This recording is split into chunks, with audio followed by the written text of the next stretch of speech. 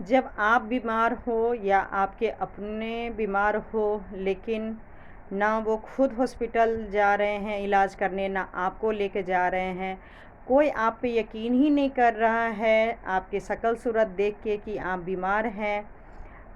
और यहाँ तक कि अगर आपके हस्बैंड भी यकीन नहीं कर रहे हैं, जो साथ में रहते हैं, वो कहते हैं कि कोई नहीं, मतलब बीमार नहीं हो, देखने से तो लगता ही नहीं है। और जो माँ ने आपको जन्म दिया हो, अगर वो भी आपके शक्ल सूरत देख के धोखा खा जाए और बोले नहीं ऐसा तो कुछ नहीं है, तुम तो मतलब उल्टा खा पी के हेल्दी मोटी हो रखी हो, अ, तो और लेकिन आप हद से ज़्यादा बीमार हो, तो फिर आप क्या करेंगे? आप मतलब किसको बोलेंगे कि आप मतलब सच में बीमार हैं, और आप क्या स्टेप उठाएँगे? अभी भी आप इलाज करवाएँगे या नहीं करवाएँगे?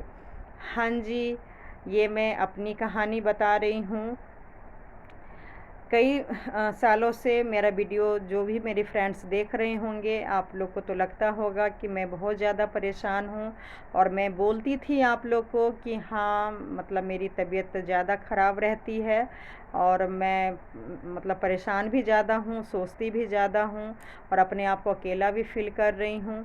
और मुझे इलाज की ज़रूरत है, लेकिन कोई नहीं माने। ये मुझे प्रॉब्लम 3 साल पहले लॉकडाउन में जब मेरी बेटी हुई थी तब से ही थी। धीरे-धीरे काफ़ी परेशानी थी, और अब बहुत से परेशानी हो गई है। ये एम्स दिल्ली के हॉस्पिटल में अपना इलाज करवा रही हूँ। और सबसे बता दूँ, मुझे आँख में प्रॉब्लम थी तो सब लोग मज़ाक उड़ाते थे। वो कहते थे कि तुम यूट्यूब पे काम करते हो या ऑनलाइन लैपटॉप पे बैठे रहते हो, जिसके कारण आँख में प्रॉब्लम है। वैसे कुछ नहीं है, लेकिन जब आँख का टेस्ट करवाया तो उसमें भी मतलब प्रॉब्लम आई है, दवाई चल रही है। दूसरा बता दूँ कि मतलब जब हाथ टूट गए थे तो मुझे डाउट किया, मुझे यकीन था डिलीवरी से पहले भी मेरे विटामिन डी, कैल्शियम कमी रहती थी। तो जब एक्सरे मैंने करवाया तो डॉक्टर ने बोला कि हाँ, एक्सरे हाथ तो जुड़ गए हैं। फिर मैंने विटामिन, कैल्शियम वगैरह के लिए भी बोला कि आप टेस्ट कर दीजिए। तो उसमें मुझे पता चला बहुत ही ज़्यादा मात्रा में कैल्शियम, विटामिन, आयरन और हीमोग्लोबिन, जो मुझे बिल्कुल भी डाउट नहीं था, वो बहुत ही कम निकला। वो मतलब 6.3 था, और 2-3 महीना मम्मी के यहाँ खाने-पीने के बावजूद भी मेरा और कम ही हो गया है। तो मतलब काफ़ी कम, मतलब 6 अभी भी है। जब मैं मम्मी के घर से मतलब आई, दीदी के यहाँ भी गई, तो फिर मैं कैसे उसे इम्प्रूवमेंट करूँगी, क्या करूँगी, वो सब तो मैं आप लोग के साथ शेयर करूँगी ही। और इसके बावजूद भी देखिए, जो जी परेशानी मैं अपने हस्बैंड को या पूरे रिलेटिव को बोलती रहती थी कि मुझे गायनी में भी प्रॉब्लम है डिलीवरी के बाद। मतलब ऐसा नहीं था कि मैं अपना इलाज नहीं करा सकती थी। मैं अपने हस्बैंड के बिना या रिलेटिव के बिना आराम से मैं इलाज करवा सकती थी। और मतलब 10-15 साल मेरी दूसरी बेटी नहीं हो रही थी, बच्चा नहीं हो रहा था, तो मैंने खुद से अकेले जाके इलाज करवाया, फिर मेरी बेटी हुई है। तो ये जो भी मैं परेशानी बता रही हूँ, ये सारा चीज़ मैं अपना इलाज करा सकती थी। लेकिन बुद्धि का देखिए, मुझे बस प्रॉब्लम थी कि मेरी छोटी बेटी को कौन रखेगा। कई वीडियो में देखिए, मैं झूठ नहीं बोल रही, आप कई वीडियो मेरा जाकर देख सकते हैं। उसमें मैं कहती थी कि मुझे इलाज की ज़रूरत है, लेकिन मेरी बेटी को रखने वाला कोई नहीं है, जिसके कारण मेरे इलाज में लेट हो रहा है, लेकिन मुझे इलाज करवाना है।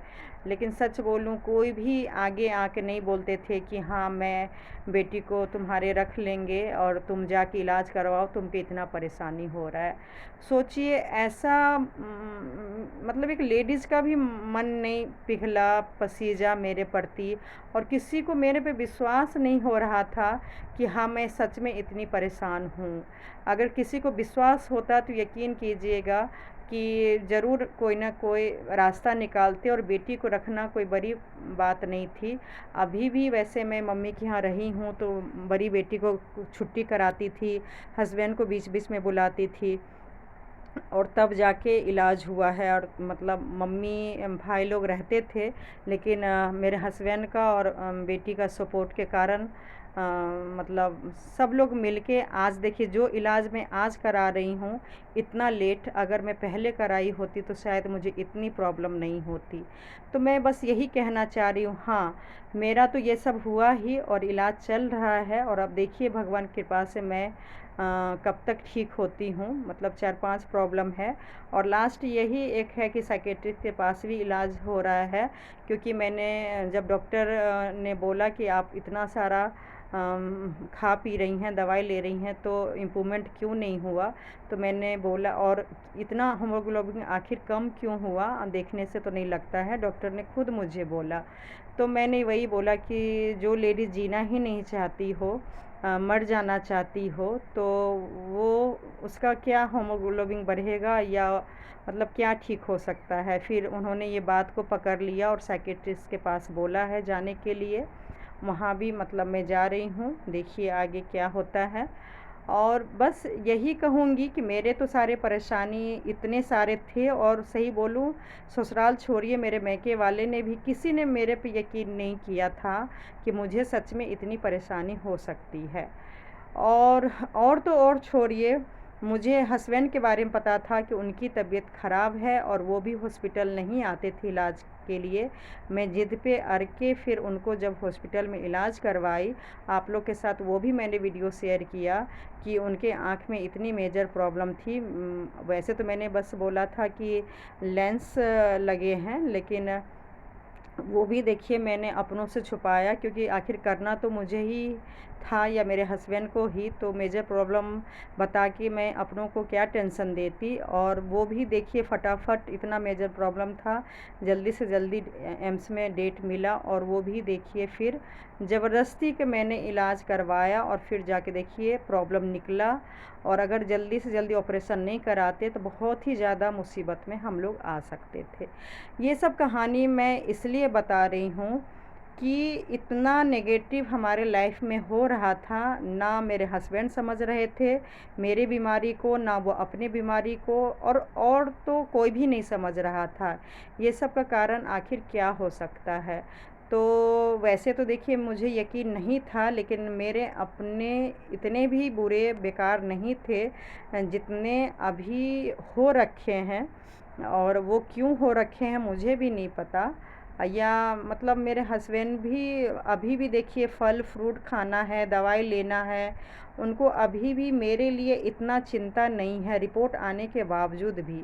तो जो कहते हैं ना बुद्धि को हर लेना, पढ़ी लिखी हूँ, गँवार नहीं हूँ।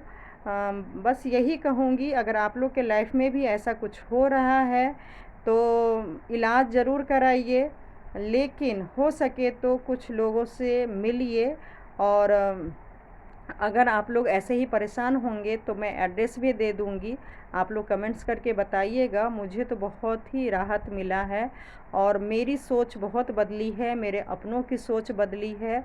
और मैं धीरे-धीरे अपनी लाइफ को अब ठीक करने की कोशिश करूँगी, लेकिन सच में दूसरे के हाथ में शायद होता है आपकी ज़िंदगी को बर्बाद करने का। आप पे भगवान अगर मेहरबान है, सब कुछ अच्छा हो रहा है, तो जलन के कारण या ईर्ष्या के कारण, कोई भी कारण हो सकता है आपके लाइफ को बर्बाद कर रहा है, तो उस चीज़ पे भी आप ध्यान दीजिए, प्लस इलाज ज़रूर करवाइए।